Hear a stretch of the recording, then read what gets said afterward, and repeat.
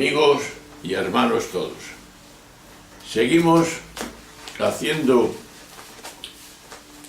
la experiencia de ver cómo esas personas son iluminadas y responden a la luz que cada uno recibe. Es decir, las personas en general podemos hacer brillar esta luz. ¿Por qué podemos hacer brillar esta luz? Pues sencillamente porque somos plenitud y no pecado. Que al nacer pone en nosotros,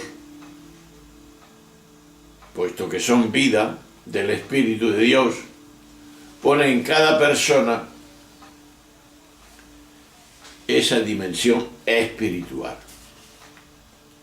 De aquí que debemos de recordar, según el Espíritu de Dios, somos imagen y semejanza suya, y nos puso en el paraíso para que fuéramos felices.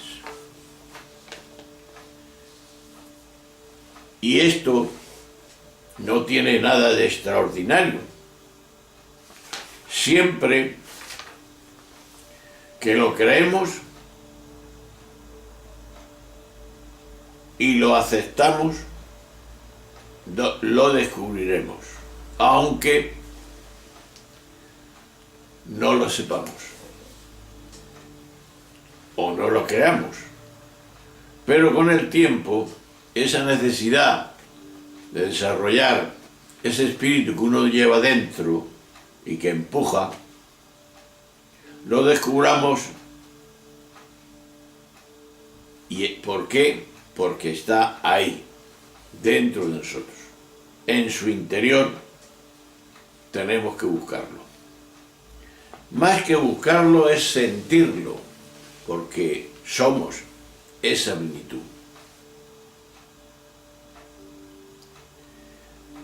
Porque ya lo somos. Esos síntomas del espíritu son los síntomas de lo que cómo debemos de actuar. Actuar con amor, actuar con compasión, actuar con misericordia, con comprensión, bondad, y veremos que todas las cosas sobran, aunque sean imprescindibles, según la utilicemos, lo material, que eso solamente basta, que es lo que dijo Santa Teresa de Ávila, que solo bastaba Dios. Cuando se descubre esa dimensión, y que no es nada extraordinario, es normal cuando lo reconocemos. ¿Y cómo podemos demostrar esto? Pues viviéndolo y haciéndolo. Y teniendo esta máxima: el valor divino del humano. Todo lo humano que realizamos es divino. Por tanto, Dios se muestra en esa dimensión.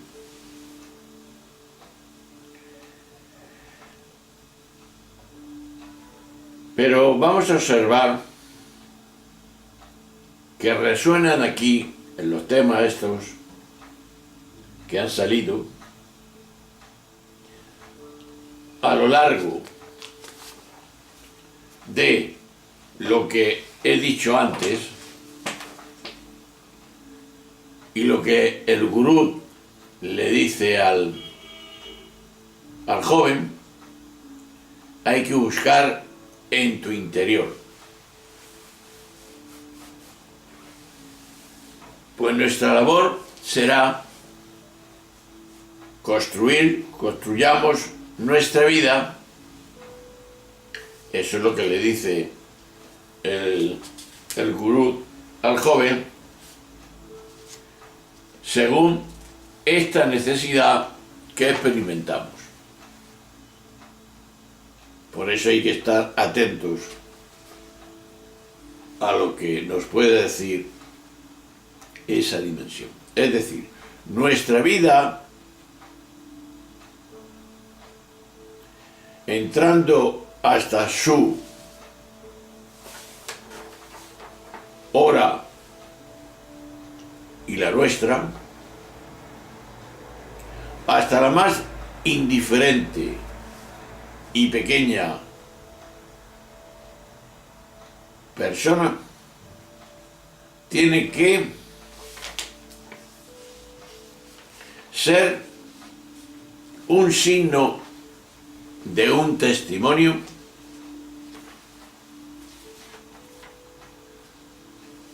de ese impulso. Es decir, para aclararnos un poco, podemos decir, una persona con coraje interior se atreve a morir. Lo que pasa cuando los islamistas se ponen los cinturones esos, porque le han dicho que le van a prometer el paraíso cuando muera. Ese es un coraje interior. Más que interior, podría ser exterior. Porque también una persona con coraje interior no hace eso. Porque intenta no morir, sino vivir y vivirlo. Porque es mentira esa actitud del Islam que enseña a los jóvenes a hacer ese terrorismo. Y esto lo vemos en la historia. La vida ya, que es verdad por experiencia, que efectivamente, y yo lo creo así, y lo creemos, que el espíritu balsámico, el del que hemos hablado antes, ese es Dios, que es más fuerte que el dolor y el sufrimiento. Cuando hacemos y aceptamos la dimensión de lo que es, de lo que pasa, y lo aceptamos con esa dimensión de bálsamo que es el espíritu, pues no notamos el sufrimiento ni la frustración. Pero para que se manifieste esta fuerza superior, hay que poner unas condiciones. ¿Cuáles? Primero, se requiere personas normales que usen su libertad, es decir, personas normales que entren en su interior y se dejen curar, aquí viene la tela, las propias heridas internas por este espíritu y respondan dedicándose a la curación, a curar los sufrimientos de la humanidad, que cogiendo el simbolismo del cuento, se dediquen, que yo creo que debe ser todo el mundo, si tiene un sentido de humanidad, a liberar pájaros. Pero notemos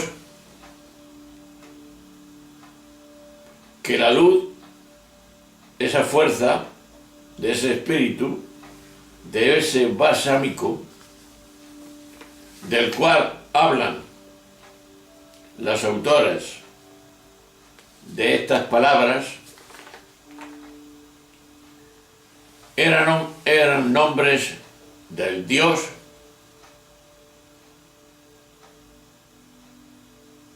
que Dios había mandado a Jesús, como el ejemplo de la Madre Teresa de Calcuta. Porque de hecho la palabra indoeuropea, que deriva en el griego teos, la luz no destroza aquello que toca, sino que resalta sus cualidades, y así podemos afirmar que el Dios que manifestamos es el Dios de la luz. No destroza la libertad humana, sino todo lo contrario, la potencia. Le da relieve, la conduce a su plenitud. Y en el cual, un caso concreto, creo, y debemos de creer, creo yo, todos, que toda persona, y esto es muy interesante, creyente o no creyente, es testimonio de la luz en tanto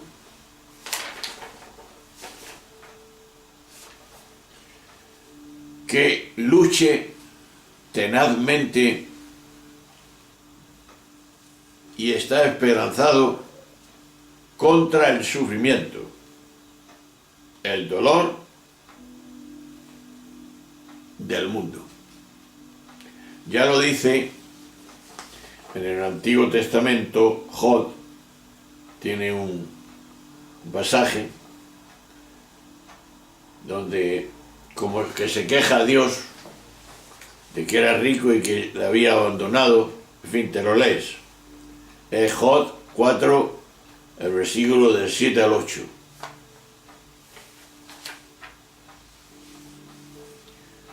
Bien. Ahora vamos a entrar, vamos a seguir y ver que existe también para esta conexión con el espíritu, que es la energía mayor, que todos llamamos, según hemos conocido, Alá, Dios, Jehová, el diálogo interior y la relación.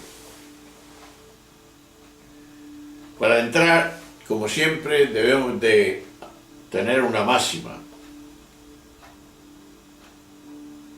y podía ser esta, que se ha dado en la historia por las vivencias de los personajes. Converso con el hombre siempre va conmigo.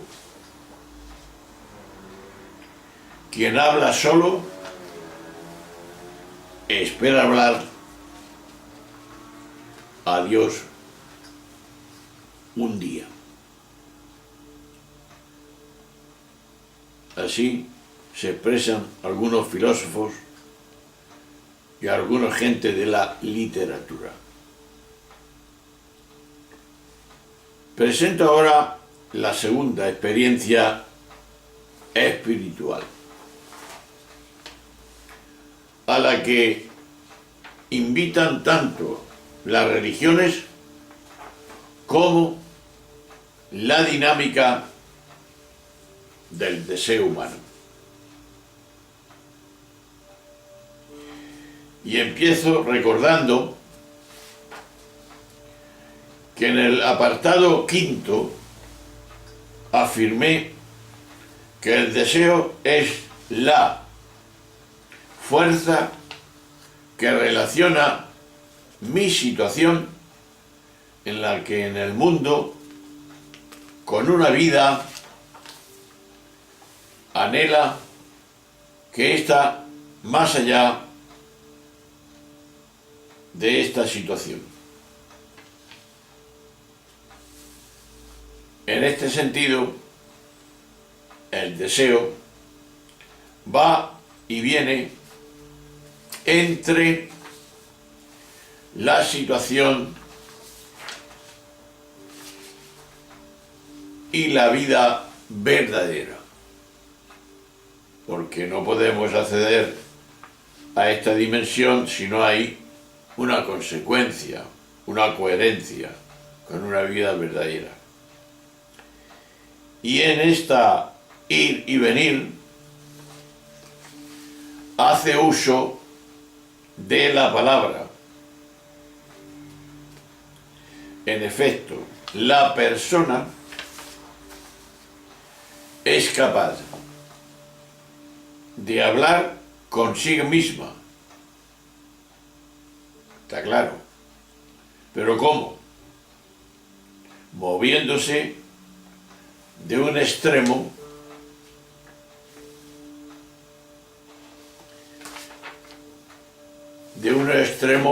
al otro, de un deseo a otro deseo. Y en este diálogo interior se sitúa a la vez como emisor y como receptor de sus mismas palabras. Y el movimiento mediado por las palabras que pasan le permite a la vez hacer más comprensible la vida verdadera y acercar su situación a esta vida verdadera.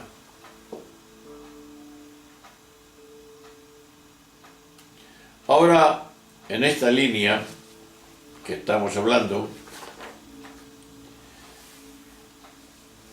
surge una pregunta normal. ¿Con quién habla la persona en este interior que estamos diciendo? Yo pienso que quizá consigo mismo, es decir, con su deseo infinito y su movimiento hacia ese mismo deseo infinito, como el propio deseo que cada uno tiene. Pero quizá con fuera de sí mismo, con el otro, que sería este deseo, sería el deseo en mayúscula, que es Dios, que a la vez está más allá y en contacto consigo misma, que es la vida en plenitud, que hemos hablado antes, la verdadera. Y la atrae a que la desearía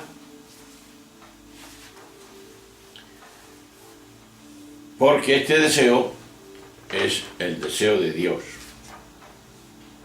Es lo que algunos denominamos Dios, como algunos literatos, como Machado, que decía: ¿qué pasa y qué ocurre en esta relación con Dios? Se puede constituir en un intercambio siempre nuevo que denominamos oración. ¿Qué es este intercambio, en este diálogo? Pues un intercambio hecho de silencios y de palabras, de limitaciones corporales aceptadas y superadas, y de deseos incumplidos y frustrados, y también de gozo por haber liberado a muchos pájaros, y valga la expresión. Y habéis liberado también penas por no haberlos aplastado, de trabajo por descubrir quedaría, y renovar en mí la forma de liberar pájaros, de amor sin palabras, entre el deseo y el gran deseo, que es Dios. Dios de las oscuridades y noches, que aún así no detienen a las personas en su camino y en su búsqueda, porque hay personas, que hay que decirlo, que en la práctica de estas relaciones afirman que ganan libertad, ganan también serenidad y capacidad de compromiso. Y el compromiso es la liberación de los demás. Así pues, tal vez la libertad humana, en este caso Dios, no son incompatibles, como veremos en la próxima sesión, donde seguiremos viendo otra vertiente, que es que ese diálogo interior nos da crecimiento a todas las personas. Pero eso lo vamos a dejar para otro momento. Hasta luego. Adiós. Adiós.